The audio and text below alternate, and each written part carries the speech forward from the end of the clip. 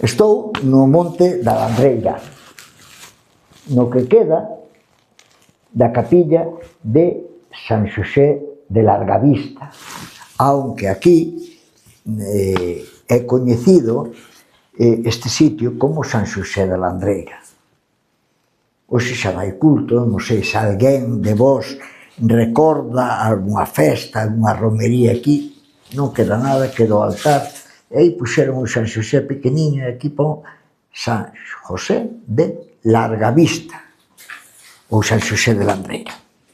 Isto eu pasaba por aquí porque vou camiño a buscar unha cruz que hai no que sería o antigo camiño que unía Acevedo, a Comboa, cara a Ponte Sampaio. E pasei e dixe, vou contar deste sitio, de San Xosé de Landreira ou San Xosé de Largavista. Aí hai unha edificación enorme. A capela forma parte da edificación e creo que isto é privado, é dunha familia da zona. E aí pon a data na fachada, a data de creación desta capela, de cando se construye. Pero eu lín tamén nalgún lado,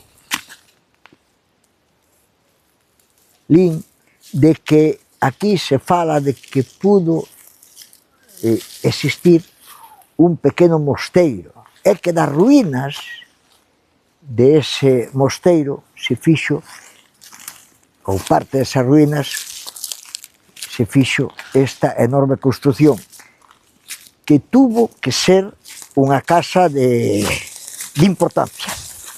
Se ve que é unha casa grande, de categoría. Sí.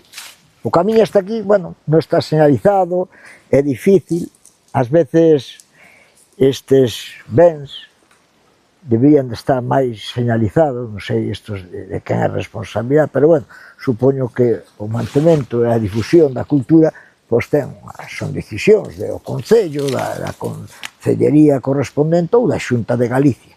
Non o sei, é unha pena, porque é un lugar interesante. Xa está moi contaminado o entorno de plantacións de eucaliptos, e as invasoras, as xestas, tomaron isto, pero de onde estou, creo que a visión do interior da ría de Vigo tiña que ser impresionante. E me imagino que esta construción tiña que estar nun lugar privilexiado.